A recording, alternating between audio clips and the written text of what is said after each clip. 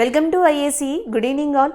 So ఈ వీడియోలో important current affairs discuss చేద్దాం. సో ఫస్ట్ హెడ్లైన్స్ చూద్దాం.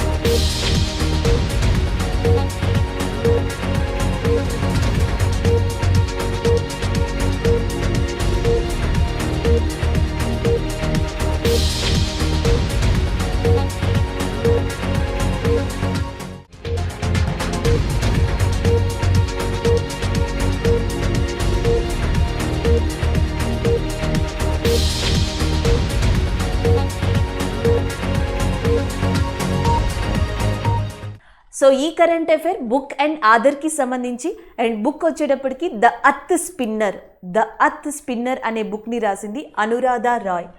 సో ఆధర్ వచ్చేటప్పటికి అనురాధ రాయ్ అండ్ బుక్ వచ్చేటప్పటికి ద అర్త్ స్పిన్నర్ అనేది. ఈ ఆధర్ ఆల్మోస్ట్ తన కెరియర్లో 4 బుక్స్ రాశారు. అండ్ ఈ 4 బుక్స్తో భారతదేశంలోనే ప్రముఖ రచయితల స్థానంలో కూడా ఈమె చోటు సంపాదించుకుంది. ఆల్మోస్ట్ 2011 నుంచి రాయడం స్టార్ట్ చేసింది. 2018 లాస్ట్ నావెల్ని రాసింది. రీసెంట్గా అయితే మనకి ద అర్త్ స్పిన్నర్ అనేదాన్ని. ఇంకొకటి ఏంటి అంటే ఈవిడ రాసిన 4 నావెల్స్ కూడా అన్నీ కూడా అర్త్ రిలేటెడే. ఫర్ ఎగ్జాంపుల్ లాస్ట్ టైం 2018లో and all the lifes we never lived అనే బుక్ని రాసింది. అండ్ దానికన్నా ముందర అర్త్ స్లీపింగ్ ఆన్ జూపిటర్ అనే దాన్ని కూడా రాసింది. అర్త్ స్లీపింగ్ ఆన్ జూపిటర్ ఇదొక నావెల్ ఆమె రాసింది. అండ్ దానితో పాటు ద ఫోల్డెడ్ అర్త్ అనే ఇంకొక బుక్ని రాసింది. ద ఫోల్డెడ్ అర్త్ అన్నీ అర్త్ రిలేటెడే. సో కాబట్టి ఈమెని ఇలా గుర్తుపెట్టుకోవచ్చు. బుక్స్ అండ్ ఆధర్ మనకి నెంబర్ ఆఫ్ బుక్స్ అండ్ ఆధర్స్ ఉంటాయి కాబట్టి 3 to 4 monthsలో. సో అర్త్ స్పిన్నర్ లేదా ద ఫోల్డెడ్ అర్త్ ఇలాంటి జోనర్స్ ఉన్న బుక్ని రాసింది ఇండియాలో ఎవరు అంటే మనకి దట్ ఈస్ అనురాధ రాయ్ గారుగా గుర్తుపెట్టుకోవచ్చు. ఫస్ట్లో వచ్చేటప్పటికి ఎన్ అట్లాస్ ఆఫ్ ఇంపాసిబుల్ లాగింగ్ అనేది రాసింది 2011లో. సో అప్పటి నుంచి ఈమె జర్నీని స్టార్ట్ చేసింది. దాని తర్వాత ద ఫోల్డెడ్ అర్త్, దాని తర్వాత earth sleeping on Jupiter, and దాని తర్వాత 2018లో all the lives we never lived అనే దాన్ని రాసింది. కానీ కరెంట్ అఫైర్లో ప్రజెంటే చూస్తాం కాబట్టి ద అర్త్ స్పిన్నింగ్ అనే బుక్ని రాసింది, ద అర్త్ స్పిన్నర్ అనే బుక్ని రాసింది Anuradha Roy. World line day. So world line day అనేది మనకి August 10th రికగ్నైజ్ చేయబడింది. అండ్ నెక్స్ట్ ఇంకొక విషయం ఏంటి అంటే మనకి ఆసియా ఆఫ్రికా దేశాల్లో మనకి లైన్స్ అనేవి ఎక్కువగా కనిపిస్తూ ఉంటాయి. అండ్ దట్టు భారతదేశ విషయానికి వచ్చేటప్పటికి గుజరాత్ లైన్స్లో, ఏషియాటిక్ లైన్స్లో ప్రముఖ పాత్ర వహిస్తుందని చెప్పొచ్చు. ఎందుకంటే గుజరాత్ యొక్క స్టేట్ యానిమల్ వచ్చేసి మనకి ఏషియాటిక్ లైన్గా చెప్తారు. And Gir forest, Gir area కూడా ఇలాంటి లైన్స్కి ఫేమస్గా చెప్తాం. అది ఇండియా విషయానికి వస్తే. అలాగే మనకి ప్యాంథారియా లియో అని చెప్పేసి దీంట్లోనే ఒక జాతిగా చెప్తాం, ప్యాంథారియా లియో. ఈ ప్యాంథారియా లియో అనబడేవి ఏషియాటిక్ లైన్స్గా పిలువబడుతున్నాయి. ఆఫ్రికా అండ్ ఆసియాలో ముఖ్యంగా ఇలాంటి లైన్స్ అనేవి ఎక్కువగా కనిపిస్తాయంట. వీటి యొక్క మనుగడ అండ్ వీటి యొక్క ఇంపార్టెన్స్ తెలపడం కోసం మనకి అంతర్జాతీయంగా సింహాల దినోత్సవం లేదా వరల్డ్ లైన్ డే అనేది August 10th రికగ్నైజ్ చేశారు. సింపుల్గా డేని గుర్తుపెట్టుకోండి, ఇంపార్టెన్స్ని గుర్తుపెట్టుకోండి. ఎందుకంటే మనకి ఇలాంటి యానిమల్స్ డేస్ చాలా ఉన్నాయి. ఫర్ ఎగ్జాంపుల్కి చెప్పాలి అంటే Feb 18th తీసుకున్నాం అనుకోండి. Feb 18th పాంగోలిన్ డే అంటాం. సో పాంగోలిన్ డే అనేది మనకి Feb 18th వచ్చింది. అదే ఫిబ్రవరి మంత్లో 27th. సో ఆ రోజు వచ్చేటప్పటికి world polar beer day. So world polar beer day వచ్చేటప్పటికి February 27. సో ఇవి ఫెబ్ మంత్లో ఇంపార్టెంట్గా చెప్పొచ్చు. దాని తర్వాత మార్చ్లో చాలా ఇంపార్టెంట్గా 3rd చెప్పొచ్చు, March 3rd. ఎందుకంటే ఇదే రోజు వరల్డ్ వైల్డ్ లైఫ్ డే అనేది మనకి March 3rd ప్రకటించబడింది కాబట్టి. అలాగే March 20th వచ్చేటప్పటికి ఇండియాలో అంతరించిపోతున్నాయి అంటున్నాం కదా, స్పారో, పిచుకల దినోత్సవం. సో స్పారో డే వచ్చేటప్పటికి March 20th ఉంది. March 3rd world wildlife day. Feb 27th polar day, Feb 18th pangolin day. So ఇవి గుర్తుపెట్టుకోవచ్చు. అలాగే నెక్స్ట్ ఇంకొక ఇంపార్టెంట్ ఏంటి అంటే మనకి ఏప్రిల్ 14th చెప్పొచ్చు. సో జనరల్గా ఏప్రిల్ 14th అంటే మనకి అంబేద్కర్ గారి జయంతి గుర్తొస్తుంది. కానీ April 14th is also important, ఎందుకంటే అదే రోజు మనకి డాల్ఫిన్ డే అనేది ఉంది. ఇండియా ఆక్వాటిక్ యానిమల్గా డాల్ఫిన్ని చెప్తాం, జాతీయ జల జంతువు. అలాంటి డాల్ఫిన్ డే అనేది ఎప్పుడు అంటే మనకి ఏప్రిల్ 14th రికగ్నైజ్ చేయబడింది. నెక్స్ట్ మే 23rd వచ్చేటప్పటికి టర్టిల్స్ డే అంటాం. సో వరల్డ్ టర్టిల్స్ డే లేదా తాబేళ్ల దినోత్సవం May 23rd, April 14th dolphins day, and Feb 18th pangolin day, Feb 27th polar bear day, May 3rd world wildlife day, and 20th sparrow day. ఇవి పక్కన పెడితే last month July 29th tigers day. So ఇవి కొన్ని important డేస్గా చెప్పొచ్చు. July 29th tigers day, August 10th Lions day, April 14th dolphins day. ఈ మూడు మీరు ఖచ్చితంగా గుర్తుపెట్టుకోవాల్సినవి ఎగ్జామ్ పాయింట్ ఆఫ్ వ్యూలో. Vandan Kataria is in news. So Vandana Kataria అనే పర్సన్ న్యూస్లో ఉన్నారు. దీనికి కారణం ఉత్తరాఖండ్. ఆమె ఉత్తరాఖండ్కి సంబంధించిన person and as well as ముఖ్యంగా ఇండియన్ హాకీ విమెన్ టీంలో వన్ ఆఫ్ ద మెంబర్గా చెప్పొచ్చు. ఇండియన్ హాకీ టీంలో వన్ ఆఫ్ ద మెంబర్గా ఉన్న వందన కటారియా అనే పర్సన్ని ఇటీవల ఉత్తరాఖండ్ ప్రభుత్వం యొక్క, ఉత్తరాఖండ్ రాష్ట్రం యొక్క ministry of child and women development విభాగానికి అండ్ బ్రాండ్ అంబాసిడర్గా ఈమెని నియమించడం జరిగింది. దానికి సంబంధించిన విషయం ఉత్తరాఖండ్ స్టేట్ యొక్క ministry of child and women development విభాగానికి అంబాసిడర్గా వందనా గారిని నియమించారు. వందనా గారు ఉత్తరాఖండ్ ప్రదేశానికి సంబంధించిన పర్సనే. అండ్ ఇటీవల భారతదేశ హాకీ విమెన్స్ హాకీ టీంలో ఉత్తమ ప్రదర్శన కనబరిచినందుకు గాను ఉత్తరాఖండ్ ప్రభుత్వం ఈమెకి 25 lakhs క్యాష్ ప్రైజ్ని కూడా ఇవ్వడం జరిగింది. 25 lakhs క్యాష్ ప్రైజ్తో పాటు ఈమెని ministry of child and women డెవలప్మెంట్కి అంబాసిడర్గా కూడా అపాయింట్ చేశారు. దానికి సంబంధించిన ప్రకటనని కూడా చేయడం జరిగింది Uttarakhand chief minister Pushkar Singh Dhami. So దానికి సంబంధించిన న్యూస్గా చెప్పొచ్చు. వందన కటారియా హాకీ టీంకి సంబంధించిన అమ్మాయి అండ్ యాజ్ వెల్ as ఉత్తరాఖండ్కి సంబంధించిన పర్సన్. ఇటీవల దేనికి బ్రాండ్ అంబాసిడర్గా అపాయింట్ అయ్యారు అంటే ఉత్తరాఖండ్ రాష్ట్రం యొక్క ministry of child and women డెవలప్మెంట్కి ఈమె అంబాసిడర్గా అపాయింట్ అవ్వడం జరిగింది. సో నెక్స్ట్ కరెంట్ అఫైర్ ఒక అపాయింట్మెంట్కి సంబంధించింది. ITBP, Indo Tibetan border police. So ఐటీబీపీలో ఫస్ట్ టైం ఇద్దరు విమెన్స్ని అపాయింట్ చేసుకున్నారు. మొట్టమొదటి విమెన్ ఆఫీసర్స్గా కూడా చెప్పొచ్చు. ఒకరి పేరు వచ్చేటప్పటికి దీక్ష అండ్ ఇంకొక పర్సన్ పేరు వచ్చేటప్పటికి Prakriti. So ITBP Indo Tibetan border police and ఇది వచ్చేటప్పటికి మనకి అక్టోబర్ 24, 1962. మీకు ఆల్రెడీ తెలుసు 1962లో ఇండియాకి చైనాకి యుద్ధం జరిగింది అని. సో ఆ ఇండో చైనా యుద్ధం జరిగిన సేమ్ ఇయర్ 1962లోనే అక్టోబర్ 24న మనకి ఢిల్లీ హెడ్ క్వార్టర్స్గా ఇండో టిబెటన్ బోర్డర్ పోలీస్ అనేది స్థాపించబడింది. అప్పటి నుంచి ఇప్పటిదాకా దాంట్లో మహిళా విమెన్ ఆఫీసర్స్ని సెలెక్ట్ చేసుకోలేదు, అపాయింట్ చేయలేదు. బట్ ఫస్ట్ టైం 2021లో ఐటీబీపీలో దీక్ష, ప్రకృతి అనే ఇద్దరు విమెన్స్ని అపాయింట్ చేసుకోవడం జరిగింది, విమెన్ ఆఫీసర్స్ని. దానికి సంబంధించిన న్యూస్ ఇది. అలాగే ఐటీబీపీ యొక్క ప్రస్తుతం చైర్మన్గా ఉన్నది ఎవరంటే సుర్జిత్ సింగ్ దేశ్వాల్. ఒకసారి మళ్ళీ చూద్దాం. ఐటీబీపీ చైర్మన్గా ఉన్నది సుర్జిత్ సింగ్ దేశ్వాల్. ఇటీవల ఇద్దరు విమెన్ ఆఫీసర్స్ అపాయింట్ అయ్యారు. ఒకటి దీక్ష అండ్ ఇంకొకటి వచ్చేటప్పటికి ప్రాకృతి. సో వీళ్ళిద్దరూ కూడా ఏ కెడెట్కి అపాయింట్ అయ్యారంటే ఐటీబీపీకి. అండ్ అది స్థాపించబడింది ఏ సంవత్సరంలో అంటే 1962. అండ్ మీకు ఆల్రెడీ గుర్తుండే ఉంటుంది border security force. Border security force ఏర్పడిన 51 సంవత్సరాల తర్వాత ఫస్ట్ విమెన్ని అపాయింట్ చేసుకున్నారంట. ఆమె పేరు Tanushree Pareek. So Tanushree Pareek is the first women combat officer in border security force. 51 years దాన్ని స్థాపించిన తర్వాత అప్పుడు విమెన్ ఆఫీసర్ని తీసుకున్నారు. ఐటీబీపీని 1962లో అపాయింట్ చేస్తే ఇప్పుడు దీక్ష, ప్రాకృతిక్ అనే ఇద్దరు విమెన్ ఆఫీసర్స్ని ఫస్ట్ టైం అపాయింట్ చేయడం జరిగింది. సో అది ఇక్కడ ఇంపార్టెంట్గా చెప్పొచ్చు. ఈ న్యూస్లో మీకు ఈ పిక్చర్లో పుష్కర్ సింగ్ ధామీ కూడా కనిపిస్తున్నారు. ఎందుకంటే ఈ ఈవెంట్లో ఉత్తరాఖండ్ యొక్క చీఫ్ మినిస్టర్ పుష్కర్ సింగ్ ధామీ పాల్గొన్నారు. సో నెక్స్ట్ కరెంట్ అఫైర్ రాజ్యాంగ సవరణ బిల్లుకి సంబంధించింది. ఇటీవల లోక్సభలోని సభ్యులు మొత్తం ఏకగ్రీవంగా 127వ రాజ్యాంగ సవరణ బిల్లుకి ఆమోదం తెలిపారు. సో అది ఇక్కడ మనకి current affair. And recently the Lok Sabha is passed successfully 127th constitutional amendment bill. So దీనినే మనం సింపుల్గా ఓబీసీ బిల్ అని కూడా పిలవచ్చు. సో దానికి సంబంధించిన కరెంట్ అఫైర్ ఇది. అండ్ ఇది వరకు ఏంటి అంటే ఓబీసీ లిస్ట్ని తయారు చేయడానికి, ఓబీసీ లిస్ట్ని మనకి సెలెక్ట్ చేయడం కోసం స్టేట్ అండ్ సెంటర్ రెండు కూడా కన్సర్న్ చూపించేవి. స్టేట్ అండ్ సెంటర్ కన్సర్న్తో అండ్ వాటి యొక్క ఏకగ్రీవమైన ఆమోదంతో మనకి ఓబీసీ లిస్ట్ అనే దాన్ని ప్రయారిటీగా చేయడం లేకపోతే రూపొందించడం అనేది జరిగేది. కానీ రాజ్యాంగంలో మనకి ఆర్టికల్ 15 క్లాస్ 4 కానీ, ఆర్టికల్ 15 క్లాస్ 5 కానీ, ఆర్టికల్ 16 క్లాస్ 4 లేదా సింపుల్గా మీరు ప్రాథమిక హక్కులు లేదా రైట్ టు ఈక్వాలిటీకి సంబంధించినవి. సో మనకి రాజ్యాంగంలోని ప్రాథమిక హక్కుల్లో ఆర్టికల్ 15, 16 కూడా ఏం చెప్తున్నాయి అంటే ఏ రాష్ట్రంలో అయితే సామాజికంగా కానీ విద్యాపరంగా కానీ వెనుకబడిన వర్గం వారు ఉంటారో, educationally and socially the people who are backward in the particular state, అలాంటి వాళ్ళని రికగ్నైజ్ చేయడానికి భారతదేశంలో ప్రతి రాష్ట్రానికి కూడా స్వేచ్ఛ ఉంది అని చెప్పేసి ఈ ఆర్టికల్స్ చెప్తున్నాయి. The states consist of a full fledged power. The states have a right to take a decision in the form of backward classes who are socially and educationally backward in their states. So అని ఈ రాజ్యాంగంలో articles చెప్తున్నాయి.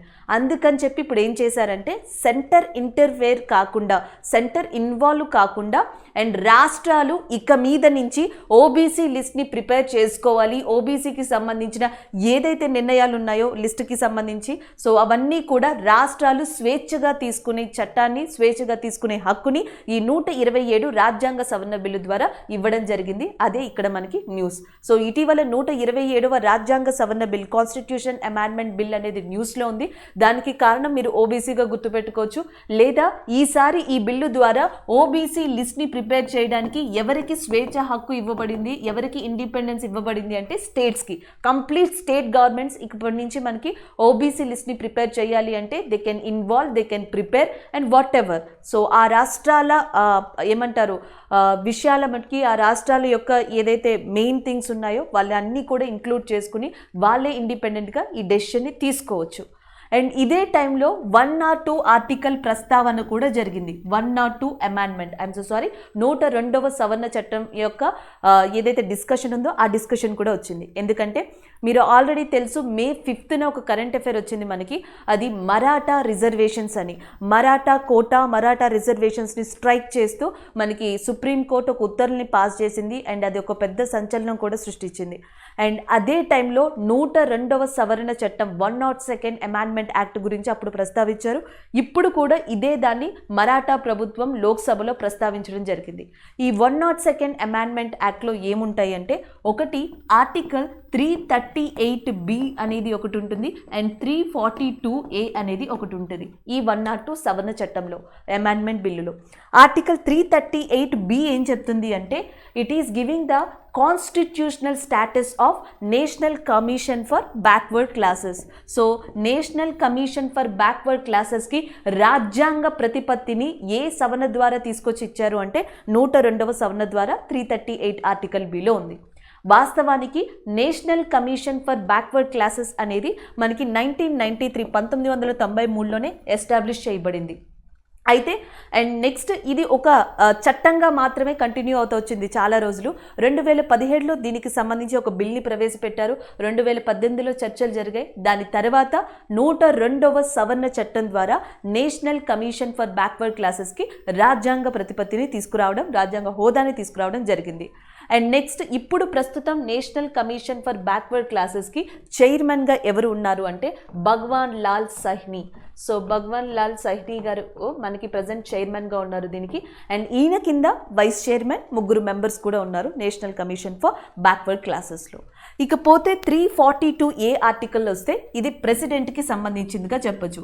భారతదేశంలోని ఏ రాష్ట్రంలోనైనా సరే సామాజిక పరంగా కానీ, ఆర్థిక పరంగా కానీ, economically, socially and which people are there and అలాంటి పీపుల్ని స్పెసిఫిక్గా స్పెసిఫై చేయడం కానీ, గుర్తించడం కానీ అండ్ అలాంటి హక్కుల్ని రాష్ట్రపతికి ఇచ్చే హక్కు ఏది, ఏ ఆర్టికల్ అంటే ఆర్టికల్ 342A చెప్పొచ్చు. అంటే ఒక రాష్ట్రంలో వెనుకబడిన, సామాజికంగా వెనుకబడిన, ఆర్థికంగా వెనుకబడిన వర్గాన్ని అండ్ ప్రెసిడెంట్ స్పెసిఫై చెయ్యొచ్చు, ప్రెసిడెంట్ మెన్షన్ చెయ్యొచ్చు ఆర్టికల్ 342A ప్రకారం అని చెప్పడం జరిగింది. సో ఇది ఈ 2 ఆర్టికల్స్కి సంబంధించి.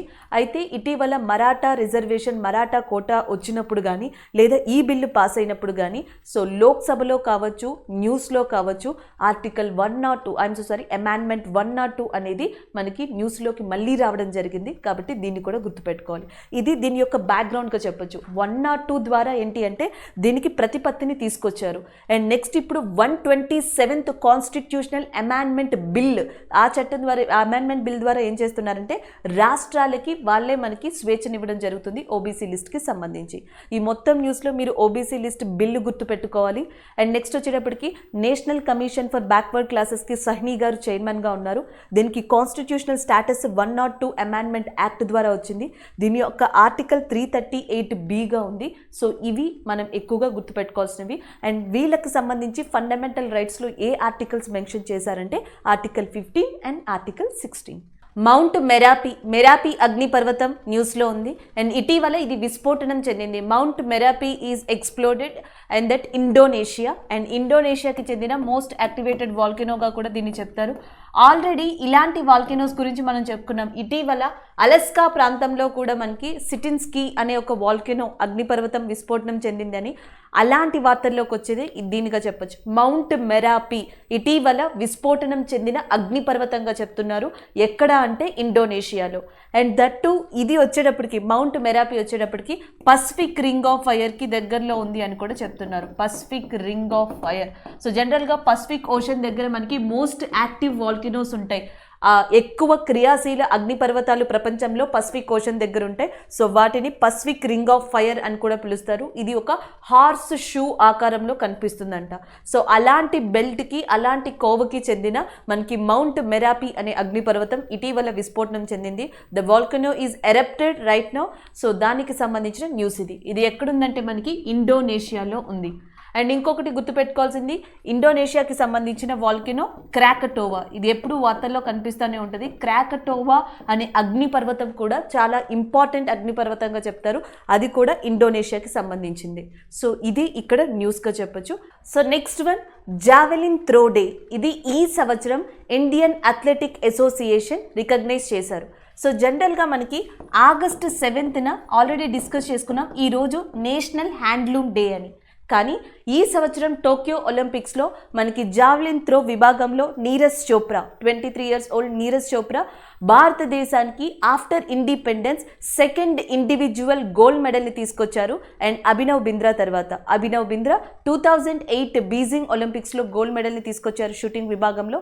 తర్వాత 2020 టోక్యో ఒలింపిక్స్లో మనకి నీరజ్ చోప్రా గోల్డ్ మెడల్ని తీసుకొచ్చారు జావ్లిన్ త్రోలో. సో దీనికోసం అని చెప్పేసి ఈయనని హానర్గా అండ్ జావ్లిన్ త్రో విభాగానికి గౌరవార్థంగా కూడా Indian athletic association August 7th javelin throw డేగా కింద మనకి డిక్లేర్ చేయడం జరిగింది. దీంతో ఆగస్టు 7th 2 ఇంపార్టెంట్ డేస్ ఉన్నాయి. ఒకటి నేషనల్ హ్యాండ్లూమ్స్ డే అండ్ ఇంకొకటి వచ్చేటప్పటికి జావ్లిన్ త్రో డే కింద చెప్పొచ్చు. సో ఆగస్టు 7th ఉన్న ఇంపార్టెన్స్ ఇది. ఆగస్ట్ 8th వచ్చేటప్పటికి క్విట్ ఇండియా డే అని చెప్పేసి పిలుస్తాం. August 9th Nagasaki day and August 10th ఇప్పుడే డిస్కస్ చేసుకున్న lions day, world lions day. Inner line పర్మిట్కి సంబంధించిన కరెంట్ అఫైర్, ఇటీవల లడాక్ ప్రభుత్వం టూరిస్టుల కోసం, దట్టు ఇండియన్ టూరిస్టుల కోసం కంప్లీట్గా ఈ ఇన్నర్ లైన్ పర్మిట్ అనే దాన్ని, ఆ అంశాన్ని లేదా ఆ రిస్ట్రిక్షన్ని తొలగించింది. దానికి సంబంధించిన న్యూస్గా చెప్పొచ్చు. ఇటీవల ఏ కేంద్ర పాలిత ప్రాంతం ఇన్నర్ లైన్ పర్మిట్ అనే దాన్ని ఇండియన్ టూరిస్టుల కోసం రిమూవ్ చేసింది అని అడిగితే అది లడాక్గా చెప్పొచ్చు. Inner line permit is nothing but a document. ఒక డాక్యుమెంట్ని గవర్నమెంట్ ఇష్యూ చేసేది పర్టిక్యులర్ పీరియడ్ ఆఫ్ టైంలో ఈ పర్టిక్యులర్ పర్సన్స్ ఇక్కడ విజిట్ చేస్తారు అని. సో ఇది కొంతగా మనకి ఏమంటారు, లిమిటెడ్ పీరియడ్ ఆఫ్ టైంలోనే లడాక్ని వీక్షించడానికి ఉంటుంది అండ్ కొన్ని రిస్ట్రిక్షన్స్తో. అలాంటివి లేకుండా కంప్లీట్గా ఇన్నర్ లైన్ పర్మిట్ని తీసేసి ఇండియన్ సిటిజన్స్ ఎప్పుడైనా సరే లడాఖ్ని విజిట్ చేసేలాగా సో ఈ ఫెసిలిటీని కల్పించడం జరిగింది లడాక్ ప్రభుత్వం. దీనికి కారణంగా ఒకటి, ఇటీవల లడాక్ కొన్ని డెవలప్మెంట్ ప్రోగ్రామ్స్ని స్టార్ట్ చేయడంతో దీనిని కూడా ఒక డెవలప్మెంట్ ప్రోగ్రామ్గా చెప్పొచ్చు. రెండోది వచ్చేటప్పటికి కోవిడ్ కారణంగా భారతదేశంతో సహా పలు ప్రాంతాలు, పలు దేశాలు టూరిజం విషయంలో నష్టపోయాయి. కాబట్టి టూరిస్ట్ని అట్రాక్ట్ చేయడానికి అండ్ టూరిజం పరంగా ఇన్కమ్ని పెంచడానికి కోసం కూడా మనకి లడాక్ ప్రభుత్వం ఈ నిర్ణయం తీసుకుందని చెప్పొచ్చు. అండ్ లడాక్లో చాలా ఇంపార్టెంట్ ప్లేసెస్ ఉన్నాయి. ఒకటి నూబ్రా వ్యాలీ అంటాం, ఆ very famous place in that లడాక్గా చెప్పొచ్చు. అండ్ నెక్స్ట్ వచ్చేటప్పటికి హెమీస్ నేషనల్ పార్క్ లాంటివి కూడా ఉన్నాయి. అండ్ దాంతోపాటు లే అనే ఒక కోల్డ్ డెజర్ట్ కూడా ఉంది. లే ఉంది, Hemis national park and as well as a Nubra valley and as well as a Gurudwara Pratihar Sahib. మీరు ఆల్రెడీ మనం డిస్కస్ చేసాం. గురుద్వార్ దర్బార్ సాహిబ్ పాకిస్తాన్లో ఉంది. అలాగే గురుద్వార్ తాలా సాహిబ్ ఆఫ్ఘనిస్తాన్లో ఉంది, అది కూడా డిస్కస్ చేసాం. అలాగే గురుద్వార్ ప్రతిహార్ సాహిబ్ అనేది మనకి లడాఖ్లో ఉంది. దాంతోపాటు వైట్ రాఫ్టింగ్ వాటర్ అని చెప్పేసి that is very famous in Ladakh అంట. ఇలాంటి వాటిని అన్నిటినీ కూడా అట్రాక్ట్ చేయడానికి టూరిజం వైపుగా సో మనకి ఇన్నర్ లైన్ పర్మిట్ అనే దాన్ని తొలగించడం జరిగింది లడాక్. సో ఇది ఇక్కడున్న కరెంట్ అఫైర్గా చెప్పొచ్చు. అండ్ ఇంకొకటి, గేట్ వే ఆఫ్ లడాక్గా దేన్ని పిలుస్తారు? గేట్ వే ఆఫ్ లడాక్గా పిలిచేది దేన్ని అంటే ద్రాస్. భారతదేశంలో అతి చల్లని ప్రదేశంగా ద్రాస్ని చెప్తారు, the coldest place in India. అలాంటి ద్రాస్ని గేట్ వే ఆఫ్ లడాక్గా చెప్తారు.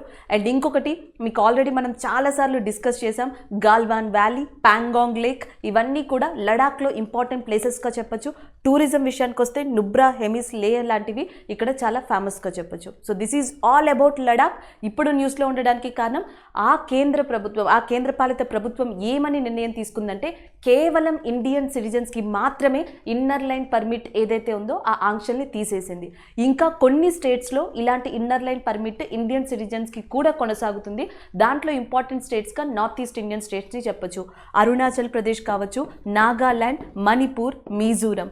ఈశాన్య రాష్ట్రాలైన అరుణాచల్ ప్రదేశ్, నాగాల్యాండ్, మణిపూర్, మిజోరంలో ఇండియన్ సిటిజన్స్కి ఇంకా ఇన్నర్ లైన్ పర్మిట్ అనేది కొనసాగుతుంది టూరిజం విషయంలో. సో నెక్స్ట్ వచ్చేటప్పటికి ఉత్తరప్రదేశ్కి సంబంధించింది అండ్ ఇండియన్ హిస్టరీకి కూడా సంబంధించింది. భారతదేశ చరిత్రలో వన్ ఆఫ్ ద ఇంపార్టెంట్ ఘట్టంగా కకోరి ట్రైన్ రాబరీని చెప్పడం జరుగుతుంది. ఈ కకోరి అనే ప్రదేశం ఉత్తరప్రదేశ్లో ఉంది. అండ్ కకోరి ట్రైన్ కాన్స్పిరసీ లేదా కకోరి ట్రైన్ రాబరీ కాన్స్పిరసీ ఏదైతే ఉందో అది ఆగస్ట్ 9, 1925 జరిగింది. And HRA, Hindustan republic association party యొక్క ఆధ్వర్యంలో రామ్ ప్రసాద్ బిస్మల్ కానీ అండ్ మిగతా ఉన్న నాయకులు కానీ సో దీంట్లో మనకి ట్రైన్ని రాబరీ చేయడం జరిగింది. అండ్ దీంట్లో కొన్ని ఏమంటారు అనుకోని సంఘటనలు కూడా జరిగాయి. అండ్ ఆ తర్వాత ఇదే కాన్స్పిరసీ ఘటన మీద వీళ్ళని ఉరితీయడం కూడా జరిగింది డిసెంబర్ మంత్లో. సో దానికి సంబంధించిన ఘటనకు సంబంధించిన న్యూస్గా చెప్పొచ్చు కకోరి ట్రైన్ కాన్స్పిరసీ అనేదాన్ని. అయితే గత కొద్దేళ్ళుగా కాదు, ఆ సంవత్సరం నుంచి ఇప్పటిదాకా కూడా దాన్ని కకోరి ట్రైన్ కాన్స్పిరసీ కిందే కంటిన్యూ చేశారు. అయితే ఇటీవల ఉత్తరప్రదేశ్ ప్రభుత్వం దానిని కకోరి ట్రైన్ యాక్షన్ కింద నేమ్ని చేంజ్ చేసింది. ఉత్తరప్రదేశ్ ప్రభుత్వం చాలా ప్రదేశాల పేర్లు మార్చుకుంటూ వచ్చింది. నేను ఆల్రెడీ చాలాసార్లు చెప్పాను, బెనారస్ రైల్వే స్టేషన్ నేమ్ కానీ, మొఘల్ సారాయిని దీన్ దయాల్ అని కానీ సో ఇలా మనకి మార్చుకుంటూ రావడం జరిగింది, ప్రయాగ్రాజ్ కానీ. వీటిలోనే ఇప్పుడు కకోరి ట్రైన్ కాన్స్పిరసీని కకోరి ట్రైన్ ఇన్సిడెంట్ లేదా యాక్షన్ కింద చేంజ్ చేశారు. దానికి సంబంధించిన న్యూస్ ఇది. ఉత్తరప్రదేశ్ యొక్క గవర్నర్గా ఉన్నది మనకి ఆనందీబెన్ పటేల్ గారు. అండ్ ఉత్తరప్రదేశ్ యొక్క చీఫ్ మినిస్టర్గా ఆల్రెడీ మీకు తెలుసు ఆదిత్య యోగినాథ్ ఉన్నారు. అండ్ ఇంకొక ఇంపార్టెంట్ ఏంటంటే ఉత్తరప్రదేశ్ ఇలాంటి డెవలప్మెంట్స్ని ఎక్కువ చేస్తుందని చెప్పొచ్చు. మనం ఆల్రెడీ డిస్కస్ చేసాం. సాంస్కృతి అనే ఫారెస్ట్ని మొదలుపెట్టింది.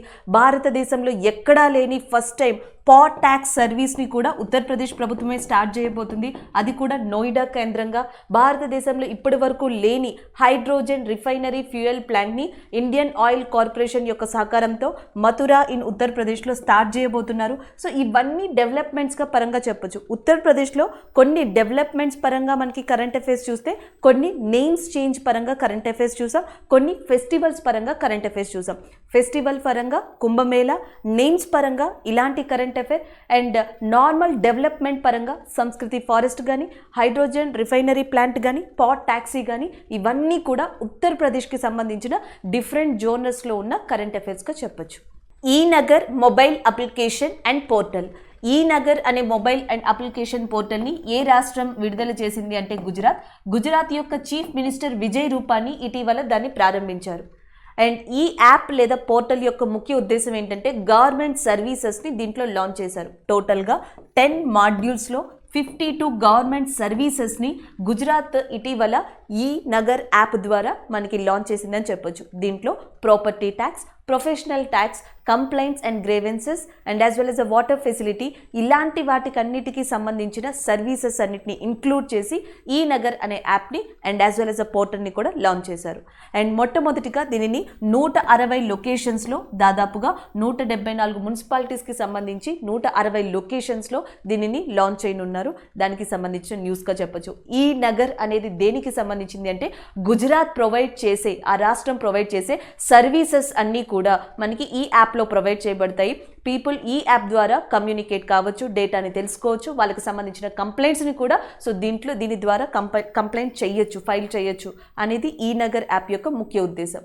దీనిని గుజరాత్ చీఫ్ మినిస్టర్ లాంచ్ చేశారు. ఆయన పేరు విజయ్ రూపానీ. అండ్ గుజరాత్ యొక్క గవర్నర్గా ఉన్నది ఆచార్య దేవ్రత్. అండ్ గుజరాత్ గురించి మనం చాలా డిస్కస్ చేసాం.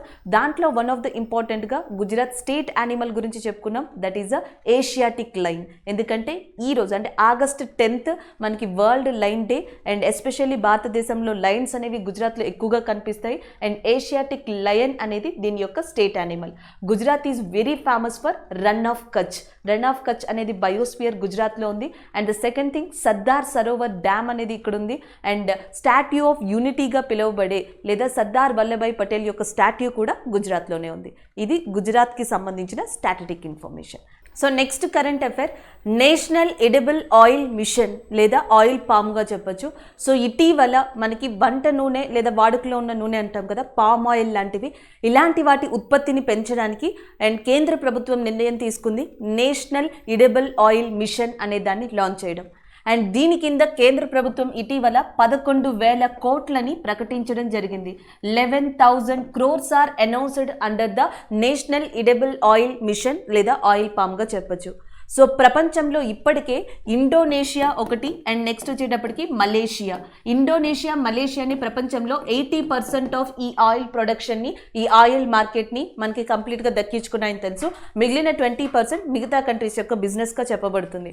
అండ్ ఇండియా కూడా ఈ 20%లో వన్ ఆఫ్ ద కంట్రీగా ఉంది. అండ్ ఇండియా విషయానికి వస్తే భారతదేశంలో ఆంధ్రప్రదేశ్, దాని తర్వాత కర్ణాటక, తెలంగాణ లాంటి ప్రాంతాలు పామ్ ఆయిల్ని ఎక్కువగా ఉత్పత్తి చేస్తున్న రాష్ట్రాలుగా ఉన్నాయి. అండ్ భారతదేశంలోని ఈ రాష్ట్రాలతో పాటు మిగతా రాష్ట్రాల్లో కూడా ఆయిల్ ప్రొడక్షన్ని పెంచేందుకు అండ్ నెక్స్ట్ వచ్చేటప్పటికి ఆయిల్ ఏదైతే మనకి ఎక్కువగా అవసరం ఉంటుందో ఎడిబుల్ ఆయిల్ లాంటివి అవి మనకి అండ్ ఎఫోర్డబుల్ కాస్ట్కి దానిని ఇండియాలో అందరికీ అందజేసేందుకు, వీటితో పాటు ప్రపంచంలో కూడా ఎక్కువగా ఉత్పత్తి చేసే దేశాలలో ఒకటిగా చేరేందుకు ఇండియా అండ్ కేంద్ర ప్రభుత్వం ఇటీవల రూపొందించిన పథకంగా నేషనల్ ఎడిబుల్ ఆయిల్ మిషన్ని చెప్పొచ్చు. సో వీళ్ళు దీంట్లో ఏం చర్యలు తీసుకుంటాం అనే దాని మీద ఇంకా మనకి ఏం వివరించలేదు కాబట్టి ఓన్లీ అమౌంట్ని మాత్రమే వివరించారు కాబట్టి అది గుర్తుపెట్టుకోవాలి. 11,000 కోట్లు. అండ్ ప్రపంచంలో టాప్గా ఉన్నవి ఏవి అంటే ఇండోనేషియా అండ్ మలేషియా. ఇండియాలో టాప్గా ఉన్నది ఏది అంటే ఆంధ్రప్రదేశ్, దాని తర్వాత కర్ణాటక, దాని తర్వాత తెలంగాణ రాష్ట్రాలన్నీ కూడా పామ్ ఆయిల్ని ఎక్కువగా ఉత్పత్తి చేసే మనకి ప్రాంతాలుగా ఉన్నాయి. This is all about that national and edible oil mission లేదా పామ్ ఆయిల్ మిషన్గా చెప్పొచ్చు. సో నెక్స్ట్ ఒబిచరీకి సంబంధించింది. కసర్గోడ్ పాట్నా శెట్టి. సో మంగళూరు ప్రాంతానికి సంబంధించిన వ్యక్తి కసర్గోడ్ పాట్నా శెట్టి. కసర్గోడ్ పాట్నా శెట్టి. సో ఈయనకి మహావీర చక్ర లాంటి మెడల్స్ కూడా వచ్చాయి. అలాంటి పర్సన్ ఈయన 1971 బంగ్లాదేశ్ యొక్క లిబరేషన్ వార్ ఏదైతే ఉందో సో దాంట్లో కూడా ఈయన పార్టిసిపేట్ చేయడం జరిగింది ఇండియా తరపున. అలాంటి వ్యక్తి, మహావీర చక్ర లాంటి బిరుదుల్ని పొందిన వ్యక్తి మనకి కసర్గోడ్ పాట్నా శెట్టి ఇటీవల రీసెంట్గా చనిపోయారు. దానికి సంబంధించిన న్యూస్గా చెప్పొచ్చు. 1971 ఏదైతే మనకి ఇండో పాకిస్తాన్ వార్ జరిగిందో బంగ్లాదేశ్ యొక్క లిబరేషన్ కోసం దాంట్లో పాల్గొన్నారు. అండ్ యాజ్ వెల్ యాజ్ ఈయన ఏ ప్రాంతానికి సంబంధించిన వ్యక్తి అంటే మంగళూరు ప్రాంతానికి సంబంధించిన వ్యక్తి. మహావీర్ చక్ర లాంటి బిరుదుల్ని కూడా కైవసం చేసుకున్నారు ఈయన. సో ఇది ఈయన గురించి ఇన్ఫర్మేషన్. అలాగే బంగ్లాదేశ్ పితామహుడిగా కూడా ఎవరిని చెప్తారు అంటే షేక్ ముజీబర్ రెహమాన్. ఎందుకంటే ఇండియన్ ఆర్మీ ఎలా అయితే పార్టిసిపేట్ చేసిందో ఆ టైంలో బంగ్లాదేశ్ యొక్క స్వతంత్రం కోసం షేక్ ముజీబర్ రెహమాన్ కూడా అంతే పాటుపడ్డారని చెప్పొచ్చు. షేక్ ముజీబర్ రెహమాన్ని బంగ్లా పితామహుడు అంటారు. బంగ్లాదేశ్కి స్వాతంత్ర్యం వచ్చింది 1971లో because of Indo Pakistan war లేదా లిబరేషన్ వార్గా చెప్తాం. అదే వార్లో పాల్గొన్న వ్యక్తి పాట్నా శెట్టి. సో ఈ రీసెంట్గా ఆయన చనిపోయారు. ఆయనకి మహావీర చక్ర బిరుదు వచ్చింది. ఆయన మంగళూరు ప్రాంతానికి సంబంధించిన వ్యక్తి. సీతా నది ఉదాంతి టైగర్ రిజర్వ్ ఏ రాష్ట్రానికి సంబంధించింది అంటే ఛత్తీస్గఢ్ రాష్ట్రానికి సంబంధించింది. ఇది న్యూస్లోకి రావడం జరిగింది. ఎందుకంటే ఛత్తీస్గఢ్ రాష్ట్రంలోనే మొట్టమొదటిగా ఈ టైగర్ రిజర్వ్కి ఆనుకున్న ఉన్న ప్రదేశాన్ని కమ్యూనిటీ రిజర్వ్ ఫారెస్ట్ కింద డిక్లేర్ చేశారు. దానికి సంబంధించిన న్యూస్ ఇది. ఛత్తీస్గఢ్ ప్రభుత్వం మొట్టమొదటిసారిగా ఒక టైగర్ రేంజ్ ఏరియాకి ఆనుకొని ఉన్న ప్రదేశాన్ని కమ్యూనిటీ అండ్ రిజర్వ్ ఫారెస్ట్ కింద డిక్లేర్ చేసింది. అయితే ఆ కమ్యూనిటీ రిజర్వ్ ఫారెస్ట్ ఏ టైగర్ రేంజ్ ప్రదేశానికి దగ్గరగా ఉంది అంటే సీతా నది ఉదాంతి అనే టైగర్ రిజర్వ్కి దగ్గరగా ఉంది. సీతా నది ఉదాంతి. యాక్చువల్గా మనకి ఛత్తీస్గఢ్లో ఆల్రెడీ అచన్కమర్ అనే ఒక టైగర్ రిజర్వ్ ఉంది. అచన్కమర్. అండ్ దానితో పాటు నెక్స్ట్ వచ్చేటప్పటికి ఇంద్రావతి అనే ఇంకొక టైగర్ రిజర్వ్ ఉంది. అండ్ వీటితో పాటు నెక్స్ట్ వచ్చేటప్పటికి మనకి గురుగారిదాస్ అనే ఇంకొక టైగర్ రిజర్వ్ ఉంది. ఈ 3 టైగర్ రిజర్వ్స్ కాకుండా మనకి సీతా నది ఉదాంతి అనేది ఇంకొక టైగర్ రిజర్వ్గా చెప్తున్నారు. ఇదే టైగర్ రిజర్వ్కి ఆనుకొని ఉన్న ఒక ప్రొటెక్టెడ్ ఏరియాని, ఒక ఏరియాని కమ్యూనిటీ రిజర్వ్ ఫారెస్ట్ కింద ఛత్తీస్గఢ్ ప్రభుత్వం మొట్టమొదటిసారిగా డిక్లేర్ చేసింది. జనరల్గా మనకి 3 కైండ్ ఆఫ్ ఫారెస్ట్లు ఉంటాయని చెప్తారు. Protected forest, reserved forest and as well as a community లేదా అన్క్లాసిఫైడ్ ఫారెస్ట్. ప్రొటెక్టెడ్ ఫారెస్ట్లో అండ్ మనకి హ్యూమన్ యాక్టివిటీస్ అని జరుగుతాయి, కానీ రిస్ట్రిక్షన్స్తో జరుగుతాయి. ఎలాంటి హాని కానీ లేకపోతే ఎలాంటి చెట్లు నరకడం కానీ ఇలాంటివి ఏమి వన్యప్రాణులకి ఎన్విరాన్మెంట్కి కలగకుండా హ్యూమన్ యాక్టివిటీస్ని అక్కడ అలౌ చేస్తారు, హ్యూమన్స్ని అలౌ చేస్తారు. అండ్ రిజర్వ్డ్ ఫారెస్ట్లో కంప్లీట్గా హ్యూమన్స్ మూమెంట్ కానీ ఇన్వాల్వ్మెంట్ అనేది కంప్లీట్గా రిస్ట్రిక్టెడ్ చేయబడుతుంది రిజర్వ్డ్ ఫారెస్ట్లో. Third one unclassified community based reserved ఫారెస్ట్లు అంటాం. ఇవన్నీ కూడా tribal activities, tribal people involve అయి ఉన్న ముఖ్యమైన ఫారెస్ట్లుగా, ముఖ్యమైన ప్రాంతాలుగా చెప్తా ఉంటారు. ఇలా వివిధ శాఖలుగా ఫారెస్ట్లని విడదీయడం జరుగుతుంది. అయితే ఇటీవల ఛత్తీస్గఢ్ ప్రభుత్వం కమ్యూనిటీ రిజర్వ్డ్ ఫారెస్ట్ అనే దాన్ని ప్రకటించింది. అది కూడా ఛత్తీస్గఢ్లోని 4 పులి సంరక్షణ కేంద్రాల్లో ఒకటి అయిన సీతా నది ఉదాంతి అనే టైగర్ రిజర్వ్కి ఈ ప్రదేశం ఆనుకొని ఉండడం వల్ల ఇది న్యూస్లోకి రావడం జరిగింది. అండ్ అచన్కమర్ అనేది biosphere and as well as a tiger reserve కూడా ఛత్తీస్గఢ్కి సంబంధించి. ఎందుకంటే మధ్యప్రదేశ్ ఛత్తీస్గఢ్కి కామన్గా అచన్కమర్ అమర్కంటక్ అనే బయోస్పియర్ కూడా ఉంది. సో ఇది మనం గుర్తుపెట్టుకోవాలి. Jio imagining satellite 1. సో దాన్ని మీరు జీసాట్ 1గా కూడా పిలవచ్చు. Jio imagining satellite 1.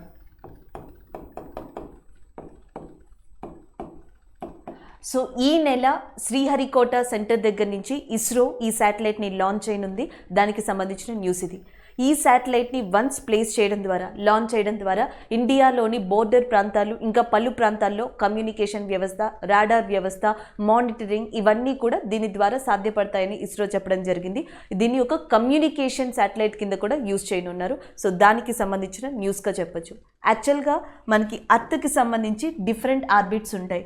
ఒకటి జియో స్టేషనరీ ఆర్బిట్ అని చెప్పేసి పిలుస్తారు. ఇంకొకటి లోయర్ అర్త్ ఆర్బిట్ అంట. ఇంకొకటి మీడియం అర్త్ ఆర్బిట్. ఇంకొకటి సన్ సింక్రనైజ్డ్ ఆర్బిట్. సో ఇలా డిఫరెంట్ ఆర్బిట్స్ అనేవి అర్త్కి సంబంధించి ఉంటాయి, కక్షలు. సో దీంట్లో జియో స్టేషనరీ ఆర్బిట్ ఏదైతే ఉందో ఇది అర్త్కి దాదాపుగా 36,000 కిలోమీటర్ల డిస్టెన్స్లో ఉంటుంది. సో ఏ వెదర్ శాటిలైట్స్ కానీ, కమ్యూనికేషన్ శాటిలైట్స్ కానీ, మానిటరింగ్ శాటిలైట్స్ కానీ ముఖ్యంగా ఇక్కడ ప్లేస్ చేస్తారు. సో అలా ఈసారి జియో ఇమాజినింగ్ శాటిలైట్ 1 అనే దాన్ని ఇస్రో శ్రీహరికోట సెంటర్ సెంటర్ నుంచి లాంచ్ చేయబోతుంది. అది కూడా మనకి అర్త్ యొక్క జియో ఆర్బిట్ 36,000 కిలోమీటర్స్ డిస్టెన్స్లో ఉన్న ఇక్కడ లాంచ్ చేయబోతుంది. దీని ద్వారా పాకిస్తాన్ చైనా బోర్డర్స్ విషయం కావచ్చు అండ్ ఇండియాలోని కొన్ని ప్రాంతాల మానిటరింగ్ కావచ్చు, ఇవన్నీ కూడా ఈ శాటిలైట్ ద్వారా ఇస్రో నిర్వహిస్తానని చెప్పడం జరిగింది. దానికి సంబంధించిన న్యూస్ ఇది. ఆల్రెడీ ఇలాంటి కమ్యూనికేషన్ లేదా ఇలాంటి మానిటరింగ్కి సంబంధించిన ఒక ప్రీ ఎక్స్పెరిమెంటల్ శాటిలైట్ని ఇండియా 2001లో లాంచ్ చేసింది. దాని గురించి ఆల్రెడీ మీకు తెలుసు, దాన్ని జీశాట్ అని చెప్పేసి పిలుస్తున్నాం. జీశాట్ అనే దాన్ని 2001లో ఇండియా లాంచ్ చేయడం జరిగింది. దాని తర్వాత దాని అప్కమింగ్ వర్షన్ అనొచ్చు అండ్ ఇప్పుడున్న టెక్నాలజీతో సంబంధించిన లేకపోతే ఇప్పుడున్న టెక్నాలజీతో అప్డేట్ చేయబడిన శాటిలైట్ అనొచ్చు. That is a GSAT one. Exam point of వ్యూలో గుర్తుపెట్టుకోవాల్సింది GSAT abbreviation geo imagining satellite 1. దీన్ని ఏ రాకెట్ లాంచింగ్ సెంటర్ నుంచి మనకి లాంచ్ చేస్తున్నారంటే శ్రీహరికోట లేదా ఆంధ్రప్రదేశ్గా మీరు గుర్తుపెట్టుకోవచ్చు. నెక్స్ట్ ఇది ఎవరు నిర్మిస్తున్నారు అంటే ఇస్రో. అండ్ నెక్స్ట్ ఇది అర్త్ యొక్క ఏ ఆర్బిట్ నుంచి లాంచ్ చేస్తారు అంటే జియో. ఈరోజు ఏవైతే డిస్కస్ చేసామో సో వాటి రివ్యూ చూద్దాం. First one the earth spinner అనే బుక్కి సంబంధించింది. దీనిని అనురాధ రాయ్ రాశారు, ఆ బుక్కి సంబంధించిన విషయం. నెక్స్ట్ వచ్చేటప్పటికి 127th కాన్స్టిట్యూషనల్ అమెండ్మెంట్ బిల్, దీన్నే ఓబీసీ బిల్ అని కూడా మనం డిస్కస్ చేయడం జరిగింది. The next one ITBP first time ఇద్దరు విమెన్ ఆఫీసర్స్ని అపాయింట్ చేసుకోవడం జరిగింది. దీక్ష అనే పర్సన్ని అపాయింట్ చేసుకున్నారు అండ్ ఇంకొక పర్సన్ని కూడా అపాయింట్ చేసుకోవడం జరిగింది, ప్రాకృతి అనే పర్సన్ని. సో దానికి సంబంధించిన న్యూస్ ఇది. అండ్ వరల్డ్ లైన్ డే వచ్చేటప్పటికి ఎప్పుడు అంటే August 10th and August 10th world line day and as well as July 29 international tigers day కింద కూడా మనం డిస్కస్ చేసుకున్నాం. And next javelin throw day అనేది Neeraj Chopra and javelin throw విభాగానికి కూడా వీళ్ళిద్దరికీ కూడా గౌరవం ఇచ్చేందుకు on the honour of the 2 things and Indian athletic association August 7th అనే దాన్ని జావెలిన్ త్రో డే కింద డిక్లేర్ చేయడం జరిగింది. And India to launch advanced geo imagining satellite జీశాట్-1 and ఈ మంత్లో ఈ జీశాట్-1 అనే దాన్ని ఇస్రో శ్రీహరికోట నుంచి లాంచ్ అయినుంది అండ్ దానికి సంబంధించిన న్యూస్ ఇది. ఈ నగర్ అనే దాన్ని గుజరాత్ ప్రభుత్వం, గుజరాత్ చీఫ్ మినిస్టర్ విజయ్ రూపానీ ఇటీవల లాంచ్ చేశారు. గుజరాత్ రాష్ట్రంలోని దాదాపుగా 52 సర్వీసెస్ని 10 మాడ్యూల్స్లో ఇంక్లూడ్ చేసి ఈ యాప్ అండ్ పోర్టల్ని నిర్మించడం జరిగింది. And the next one Kakori train conspiracy అనేది మనకి 9th August 1925 జరిగింది. కకోరి అనేది ఉత్తరప్రదేశ్లోని ఒక ఇంపార్టెంట్ ప్లేస్గా చెప్తున్నారు. హిస్టారికల్ ఇంపార్టెన్స్ ఉన్న ఈ ఘటన అండ్ చారిత్రక పరంగా చాలా ప్రధానంగా చెప్పుకునే ఈ ఘటన యొక్క పేరుని ఇటీవల ఉత్తరప్రదేశ్ ప్రభుత్వం మార్చేసింది. కకోరి ట్రైన్ కాన్స్పిరసీని కకోరి ట్రైన్ యాక్షన్ కింద చేంజ్ చేయడం జరిగింది. And the next one Ladakh inner line permit అనే దాన్ని ఇండియన్ సిటిజన్స్ టూరిజం కోసం అండ్ టూరిస్టుల కోసం రిమూవ్ చేయడం జరిగింది. దానికి సంబంధించిన న్యూస్ ఇది. And next one national edible oil mission ఏదైతే ఉందో సో అది రీసెంట్గా 11,000 కోట్లతో నరేంద్ర మోడీ అనౌన్స్ చేశారు. దానికి సంబంధించిన న్యూస్. నెక్స్ట్ వందన్ కటారియా అనే పర్సన్, వందన కటారియా ఇండియన్ హాకీ టీంలో ఒక వన్ ఆఫ్ ద మెంబర్గా చెప్తాం. ఇటీవల ఇండియన్ హాకీ టీం ఒక బెస్ట్ పర్ఫార్మెన్స్ని ఒలింపిక్స్లో ఇచ్చింది అండ్ అందులో వన్ ఆఫ్ ద పర్సన్గా వందన ఉన్నారు. ఉత్తరాఖండ్ రాష్ట్రానికి చెందిన పర్సన్. ఈమె ఇచ్చిన ఉత్తమ ప్రదర్శనకి గాను ఉత్తరాఖండ్ ప్రభుత్వం 25 lakhsని క్యాష్ ప్రైజ్గా ఇవ్వడం జరిగింది. దానితో పాటు ఉత్తరాఖండ్ యొక్క ministry of women and child development విభాగానికి ఈమెని అంబాసిడర్గా కూడా అపాయింట్ చేశారు. And the next war hero so ఎవరైతే ఉన్నారో మనకి పట్నం శెట్టి గోపాలరావు గారు. సో ఈ పట్నం శెట్టి గోపాలరావు గారు మంగళూరు ప్రాంతానికి సంబంధించిన వ్యక్తి. ఇండో పాకిస్తాన్ 1971 వార్లో పాల్గొన్నారు. ఇటీవల రీసెంట్గా చనిపోవడం జరిగింది. ఈయన మహావీర చక్ర లాంటి మెడల్స్ని కూడా పొందారు. And the next one Sita నది ఉదాంతి టైగర్ రిజర్వ్, మొట్టమొదటి సీతా నది ఉదాంతి అనే మొట్టమొదటి ఫారెస్ట్ రిజర్వ్ని and as well as tiger రిజర్వ్ని రికగ్నైజ్ చేసింది ఛత్తీస్గఢ్ ప్రభుత్వం. దానికి సంబంధించిన న్యూస్ ఇది. అండ్ నెక్స్ట్ వచ్చేటప్పటికి mount Merapi is in news.